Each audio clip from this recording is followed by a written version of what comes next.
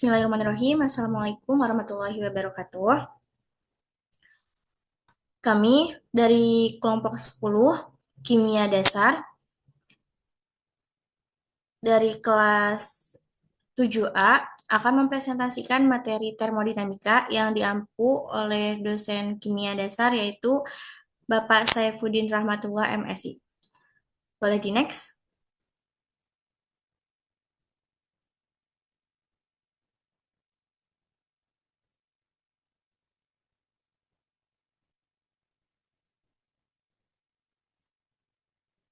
Untuk anggota kelompok 10, di sini beranggotakan yang pertama ada Dia Karimah, yang kedua ada Eka Astria Rustiani, yang ketiga ada saya sendiri, Fuzinur Fauzia Subiharto Putri. Boleh di next. Materi yang pertama ada konsep termodinamika yang akan dijelaskan oleh Dia Karimah. Kepadanya saya persilahkan. Baik, terima kasih. Di sini saya akan menjelaskan mengenai konsep termodinamika. Next. Nah, yang pertama itu definisi umum. Termodinamika adalah cabang ilmu fisika yang mempelajari tentang perubahan energi, panas kerja, dan entropi dalam satu sistem. Nah, pada intinya, termodinamika menjelaskan bagaimana panas, kalor, dan energi berinteraksi di dalam suatu sistem, serta bagaimana interaksi tersebut mengatur berbagai proses alami yang kita lihat sehari-hari. Kemudian, tujuan utama menjelaskan hubungan antara energi dan cara energi berpindah atau berubah bentuk dalam berbagai proses. Nah, mempelajari berbagai hukum dan prinsip yang menjelaskan bagaimana energi bekerja dalam sistem dan mempengaruhi proses kimia, fisika, dan biologi. Next.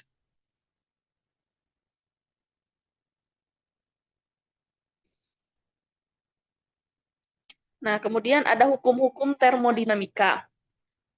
Hukum yang pertama itu ada hukum awal atau Zeroth Law. Nah, jika dua sistem berada dalam kesetimbangan termal dengan sistem ketiga, maka ketiganya saling setimbang satu sama lain. Contohnya itu, jika benda A dan B memiliki suhu yang sama dengan benda C, maka benda A dan B juga memiliki suhu yang sama satu sama lain. Kemudian, hukum pertama, energi tidak dapat diciptakan atau dimusnahkan, hanya dapat berubah bentuk. Formulanya tuh ada delta U sama dengan Q per Q kurang W. Ya, kemudian ada hukum kedua. Hukum kedua itu kalor mengalir alami dari benda panas ke benda dingin tanpa bantuan eksternal, berkaitan dengan peningkatan entropi. Konsep entropi diperkenalkan di sini yang menyatakan bahwa entropi atau tingkat ketidakaturan dalam suatu sistem akan meningkat dalam proses alami. Aplikasinya pada proses perpindahan panas seperti pendinginan minuman dingin dalam suhu ruangan. Kemudian hukum ketiga, entropi dari suatu sistem akan mendekati nol pada suhu non-absolut di mana proses akan berhenti. Nah, pada suhu absolut itu, entropi sistem yang berstruktur sempurna atau kristal akan mendekati nol. Hukum ini menunjukkan bahwa saat suhu mendekati nol absolut, semua gerakan molekul berhenti dalam sistem mencapai keadaan yang sangat teratur, entropi minimum. Aplikasinya dalam fisika materi, kondensat, Bose-Einstein. Next.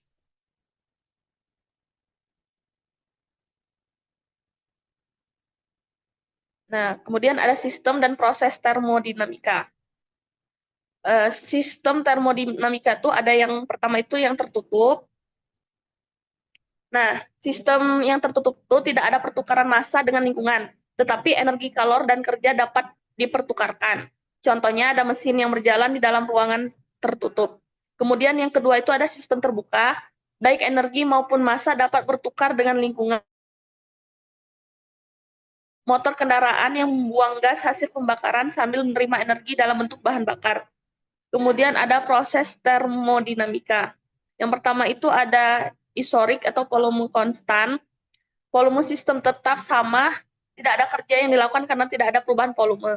Kemudian isotermal atau suhu konstan. Nah, suhu tetap sama selama proses berlangsung, energi internal sistem tidak berubah. Kemudian ada isobarik. tekanan konstan. Tekanan sistem tetap sama, sering terjadi dalam proses pembakaran di motor. Kemudian ada adiabatik atau kalor sama dengan nol, tidak ada pertukaran kalor dengan lingkungan. Semua energi diubah menjadi kerja atau diserap sebagai perubahan energi internal. Mungkin itu saja yang bisa saya bahas. Saya kembalikan kepada moderator. Baik, terima kasih kepada Dia Karimah yang telah menjelaskan materi dari prinsip termodinamika. Untuk yang selanjutnya ada hukum pertama termodinamika yang akan dijelaskan oleh Eka Astria. Kepadanya saya persilakan. Baik, terima kasih kepada moderator yang telah mempersilahkan saya untuk memaparkan mengenai hukum pertama termodinamika. Nah, perlu kita ketahui gitu ya bahwa hukum termodinamika itu merupakan prinsip dasar dalam ilmu fisika yang mengatur konsep energi dalam sistem termodinamika.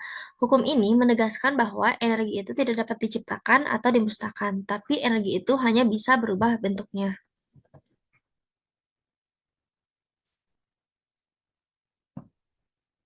Nah, ini sesuai dengan hukum kekalahan energi yang menyatakan bahwa energi tidak dapat diciptakan atau dimusnahkan, tapi energi dapat dipindahkan dari satu bentuk ke bentuk yang lainnya. Nah, ketika energi berpindah atau berubah bentuk, misalnya dari panas menjadi kerja ataupun sebaliknya, jumlah total energi itu akan tetap konstan. Hal ini berlaku pada semua proses energi yang melibatkan sistem dan lingkungan.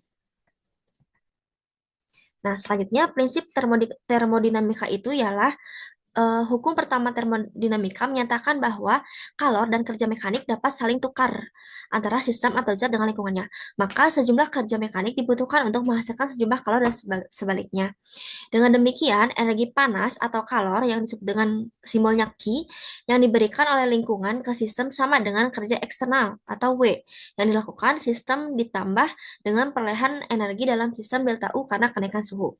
Nah, maka eh, misalnya, jika sistem menyerap energi dalam bentuk panas, sebagian energi ini akan digunakan untuk melakukan kerja pada lingkungan, sementara sebagian lainnya meningkatkan energi dalam sistem. Nah, nanti ini akan dijelaskan di persamaan tentang hukum pertama termodinamika. Nah, selanjutnya ada dampak kalor pada suatu sistem. Nah, ketika saat kalor diberikan, maka yang akan terjadi adalah volume dan suhu sistem akan meningkat, jadi sistemnya mengembang. Tapi ketika kalornya diambil, volume dan suhu sistem menurun, jadi sistemnya menyusut. Nah, maka kalor yang masuk menyebabkan sistem melakukan usaha dan mengalami perubahan energi dalam.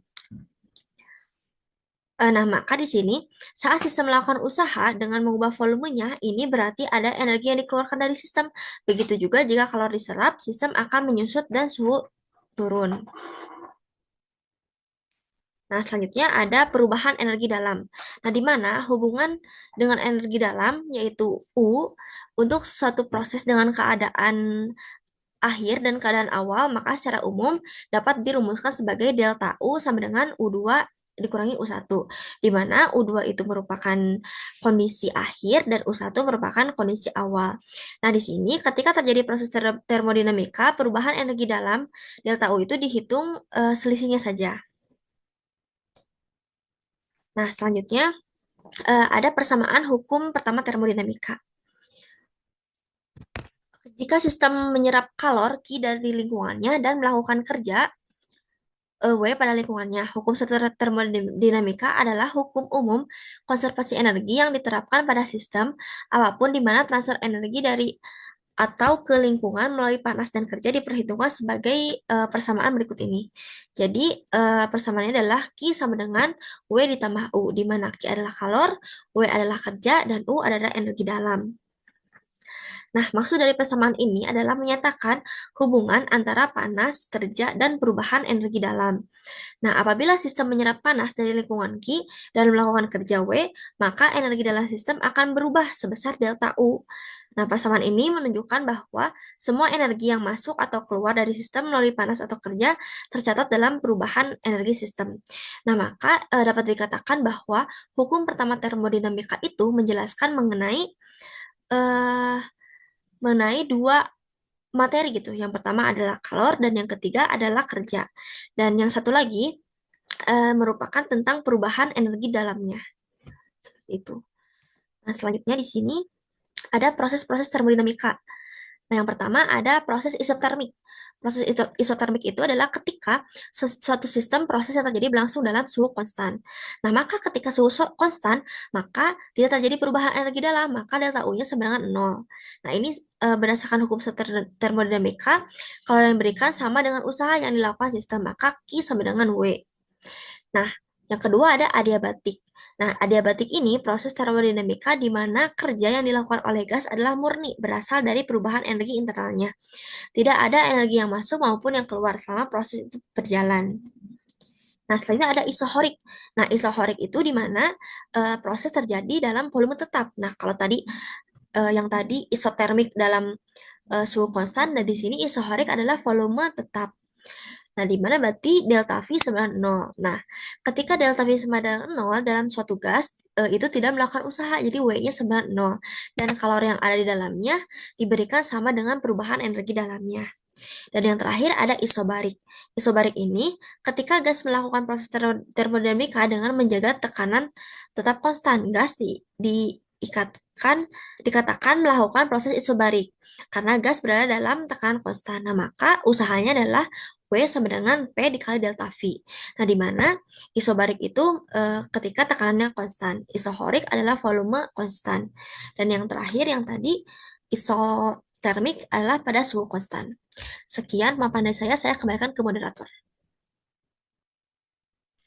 Baik, terima kasih kepada Eka Astria yang telah menjelaskan materi mengenai hukum pertama termodinamika. Untuk selanjutnya ada materi mengenai kapasitas panas, kalometri, dan entalpi yang akan dijelaskan oleh saya sendiri. Boleh di next?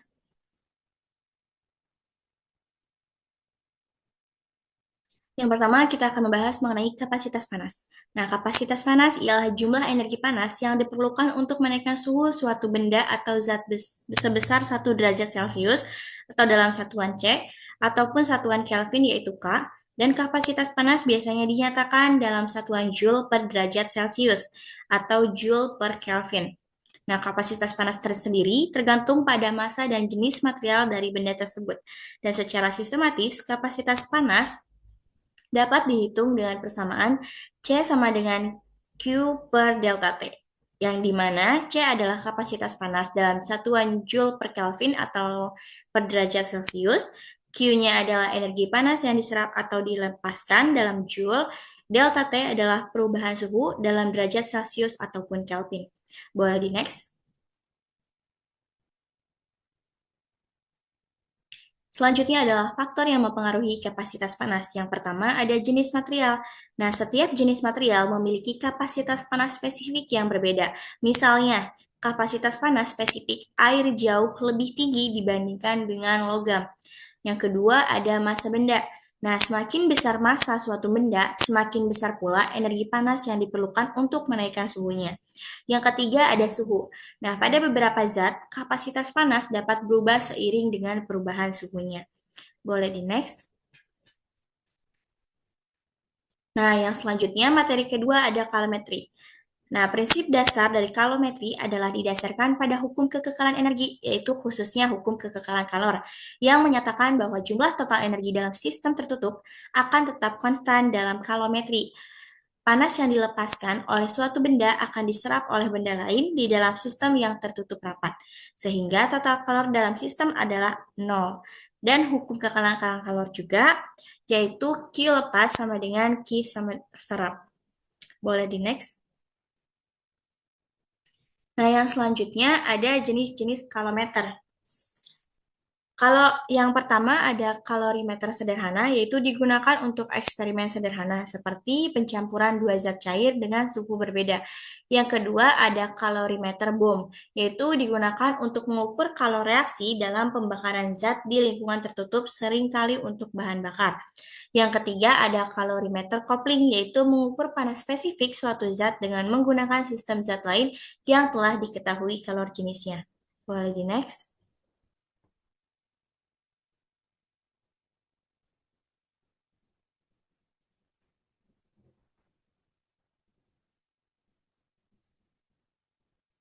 Boleh di next?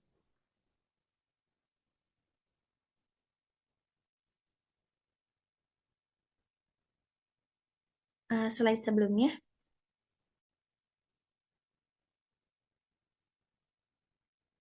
Nah, yang selanjutnya ada jenis-jenis proses dalam kalorimetri. Yang pertama ada kalor reaksi kimia. Nah, panas yang terlibat dalam reaksi kimia baik eksotermik yaitu melepas kalor maupun endotermik yaitu menyerap kalor.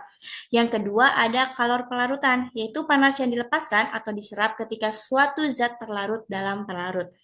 Yang ketiga ada kalor penguapan dan pelelehan, yaitu panas yang diperlukan untuk mengubah zat dan fase padat ke cair peleburan atau dari cair ke gas yaitu penguapan. Boleh di next?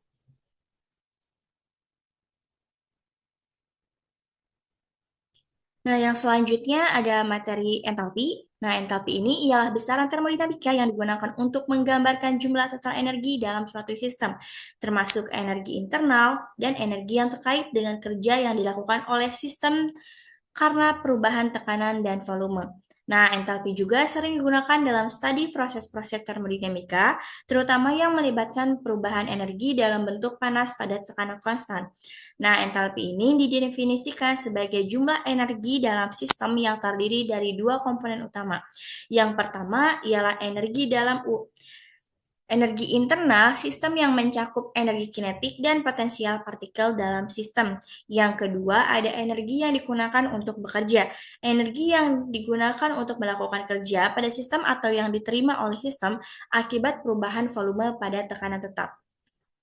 Rumus entalpi sendiri ialah H sama dengan U ditambah V kali V, di mana H-nya adalah entalpi dalam Joule, U-nya adalah energi internal dalam satuan Joule juga, P-nya adalah tekanan dalam Pascal, V-nya adalah volume dalam meter per kubik. Boleh di next? Nah, yang selanjutnya ada perubahan entalpi.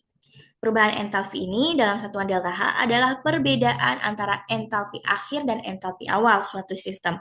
Dalam banyak proses kimia ataupun fisika, perubahan entalpi ini penting untuk menentukan jumlah kalor yang diserap ataupun dilepaskan oleh sistem. Jika suatu sistem mengalami perubahan pada suhu, tekanan, dan volume, perubahan entalpi pada kondisi tekanan konstan dapat dihitung dengan delta H sama dengan QP. QP, yaitu QP ini adalah jumlah panas yang diserap ataupun dilepaskan oleh sistem pada tekanan konstan.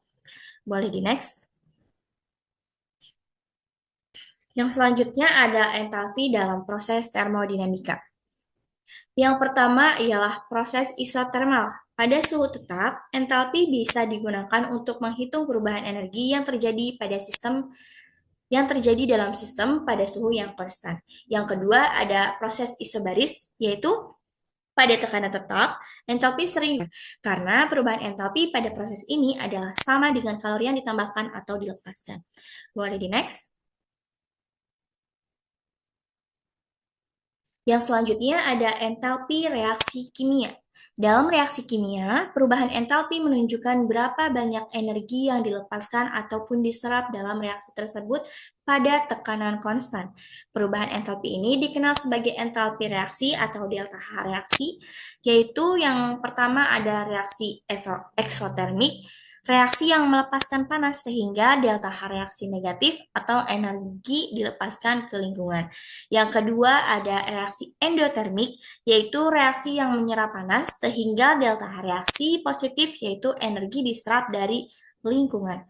Contoh reaksi eksotermik yaitu pembakaran bahan bakar, yang dimana C6H12O6S ditambah 6O2G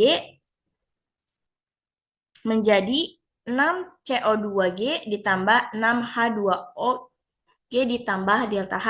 Dalam contoh ini, perubahan entalpi delta H adalah negatif karena energinya dilepaskan. Boleh di next. Mungkin cukup sekian yang dapat kelompok 10 jelaskan mengenai materi konsep termodinamika, hukum pertama termodinamika, lalu ada materi entalpi, kalorimetri, dan juga kapasitas panas. Kurang dan kurangnya kami mohon maaf. Billahi taufiq wal hidayah. Wassalamualaikum warahmatullahi wabarakatuh.